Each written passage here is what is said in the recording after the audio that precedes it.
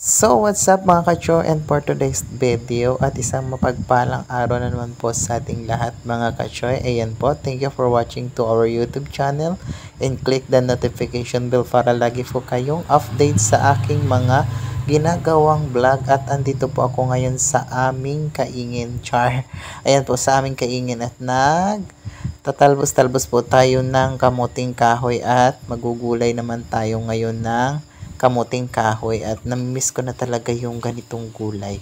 Ayan po, sobrang lawak po dito ng taniman ko na talbos ng kamuting kahoy. Ayan po. Ganyan lang po yung pag-harvest ng talbos ng kamuting kahoy pag nag-harvest. Pipiliin nyo lang po yung mga talbos-talbos. At ayan po ang nakuha ko, isang timbang maliit. At tara na, punta na tayo sa aking bahay kubo at daanan natin dito yung aking mga alagang figlet. Ayan po yung aking mga alagang baboy. Charan! Punta na tayo sa kubo at mag-umpisa na tayong magluto. Kasi tanghali na. Uy! Ayan, nakasabay ko pa itong mataray na pato na ito. Pakinding-kinding pa. Ayan, inuunahan pa ako. Ayaw talaga magpauna sa akin. Tiyara! Nandito na tayo sa aking bahay kubo at sumalubong na nga ang aking mga alaga. Akala papakainin ko sila. Ito yung aking mga alagang native fig. Ayan po ang aking munting tahanan. So, ayan, at mag-prepare na tayo ngayon at wala pala tayong panggatay, isang kabuo yung niyog natin. Kaya ang gagawin natin ay mangawit naman tayo ng niyog na panggata. Ganyan po yung sakripisyo natin para lang makagulay tayo ng talbos ng kamuting kahoy. Pero sobrang sarap po niyan pag naluto na, talaga namang masisira ang diet mo at talaga namang mapapadami talaga ang kain mo. Ayan, sobrang hirap po magkuha ng niyog. Ganito po magkuha ng niyog dito sa probinsya namin. Kailangan mong kawit-kawitin. So, ayan na nga at nakakuha na ako ng 2 peraso ng niyog. Ayan po mga kachoy. Ganyan po ang aking ginagawa bago makapagluto. Ayan po. At nagkuha na rin po ako ng buko kasi po gusto kong uminom ng sabaw. Ayan. May galaw daw shoutout po pala at yung anak ko po ang nagbibideo sa akin, si Bibi Adrian, kaya po medyo magalaw-galaw kasi po bata yung nagbibideo natin. At eto na nga at umuwi na ako sa bahay kubo para naman matapasan ko or mabalatan yung ating niyog. Ayan.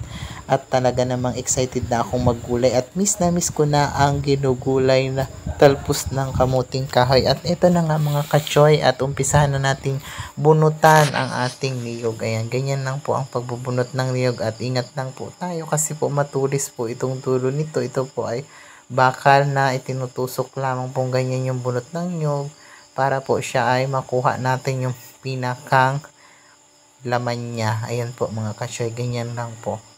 Ganyan po dapat. To be professional use only lang po. Char!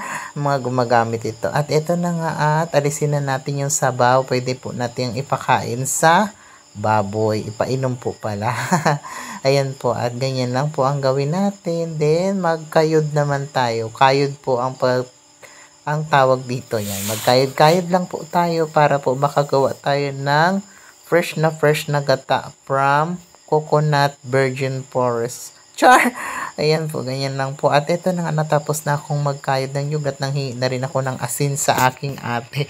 Ayan po, at tatawid naman tayo ng San Juanico Bridge. Ayan po, at meron po ako ditong mga guard. Ayan po yung mga guard ko. Charat! Ayan po, charan. Andito na po ako sa aking bahay kubo ulit. Ayan, may galaw daw shoutout po. At ganyan po talaga yung ating bahay kubo. At naglagay lang po ako ng isang sakong asin. Char! Yung isang isang wisik-wisik lang ng asin. At ang tawag po dito sa ginagawa ko ay paglalamas. Ayan, nilalamas-lamas lang po siyang ganyan kasi kakatas-katasin po natin yan. Ganyan lang po yung paggugulay. Ayan po. Pag ganito na po yung texture niya. Char! May pa-English texture. Yung itsura na lang. Pag ganyan na po yung itsura niya, ayan, pigain lang po natin yan at palabasin natin yung katas. Ayan, para po amoy ng ating talabos ng kamuting kahoy. And then, next ay, sundan natin syempre yung gata. Maglagay tayo ng kaunting tubig lang sa unang gata. Ang tawag doon ay liputok or kakang gata. Ayan, yung unang gata ay konti lang ang tubig. Ayan po, 2 gata po yung gagamitin natin mga kachoy. At ito po yung unang gata. Ayan po yung malapot na malapot. At ito naman po yung pangalawang gata. Ilagay na po natin direkta dito sa kawali na may gulay. So, ayun na nga, nagpadikit na ako ng apoy at after 100 years, isinalang ko na po yan at completos ricados na po yan. Meron na po iyang asin, sibuyas, bawang. At naglagay na rin po ako dyan ng sitaw. Ayan po mga kachoy.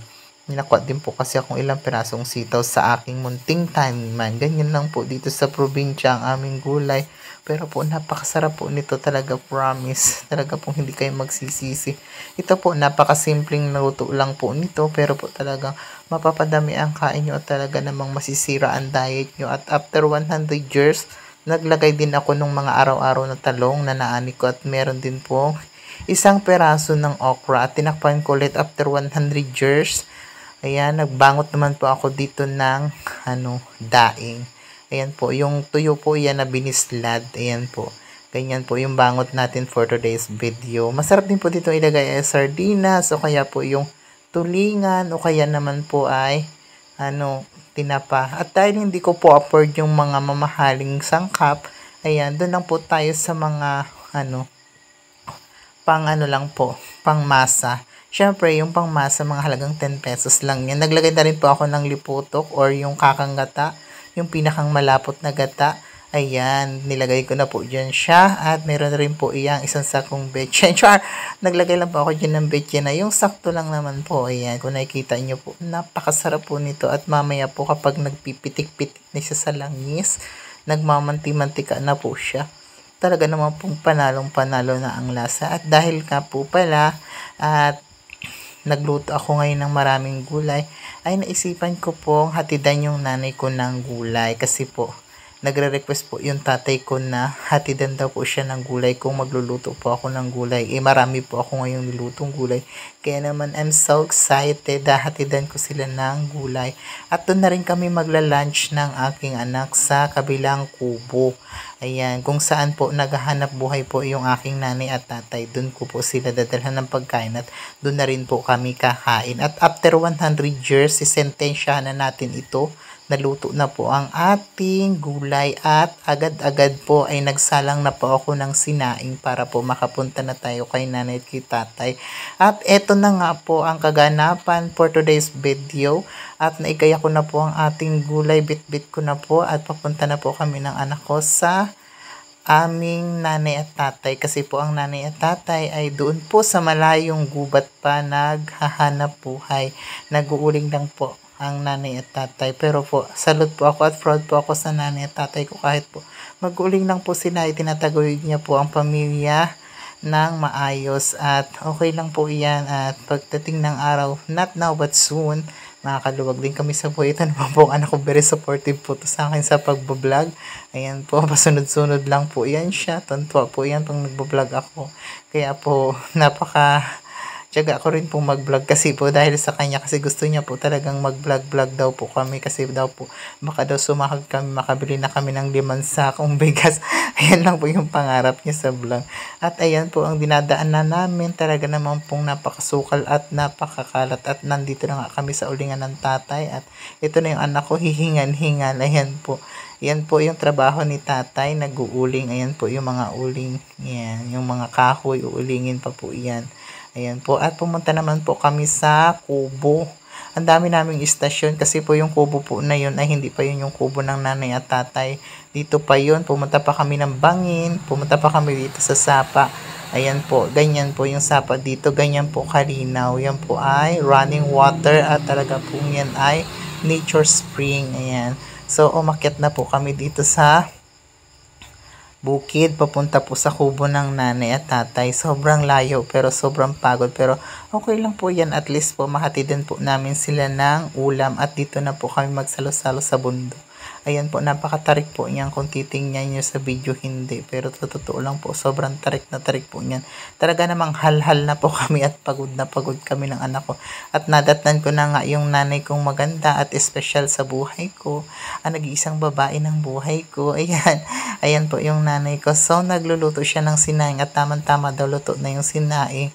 Ayan, at pinakita na ng anak ko yung mga dala-dala namin. Meron din kaming dalang gulay, yung mga gulayin at naghayin na nga agad ang lola ng aking anak. So nag-hi na agad si nanay dito, nag-offer siya na nagprito daw siya ng tuyo. Ayan, yung aming tuyong walang kamatayan. At eto na nga, after 100 years mga kachoy, sobrang gutom na ako kasi inahon pa namin yung bundok, tinawid namin yung mga gubat.